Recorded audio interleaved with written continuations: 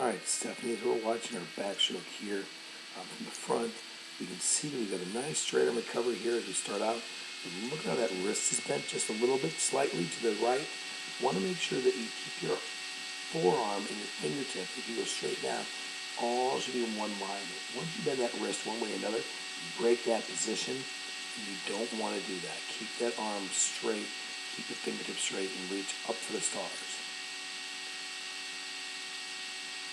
Right there at the last second, it does look like you did a good job of turning to your pinky, so you like that a lot. You want to remember always thumbs out, pinkies in on backstroke. It is one of the most important parts of the stroke itself. This is a good straight arm recovery as well, although it does look like you're maybe crossing over your middle part of your body. And it also does look like you got that wrist bent. You want to make sure that that arm stays really just outside of your shoulder or just in line with your shoulder. Don't let it cross over.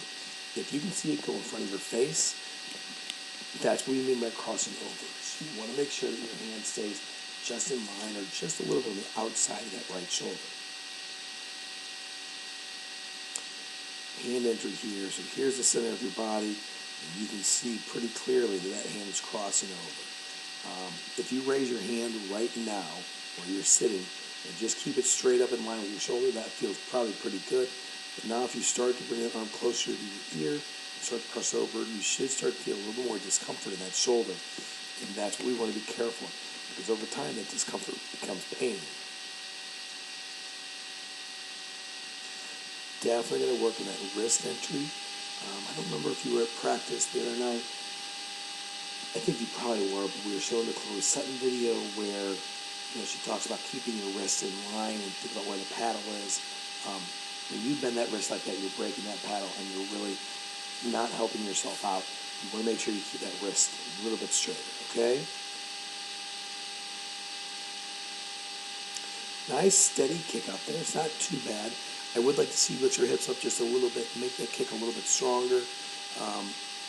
Stephanie, the one part of your swimming that I know you can continue to get better and better at, and you've come a long way, but it's really keeping work on that kick. You're giving that stroke here. We'll take that last stroke.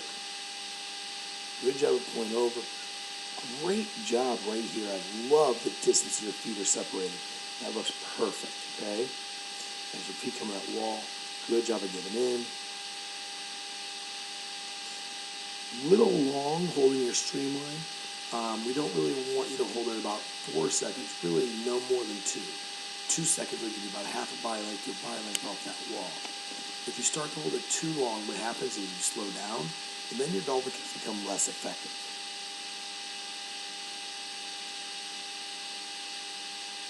Kick looks nice. That's good distance off that wall. Stephanie, that's great distance off that wall.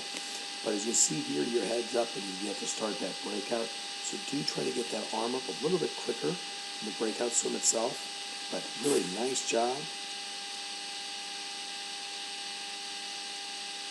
You kind of see those wrists a little bit better there too. But really very well done, Stephanie.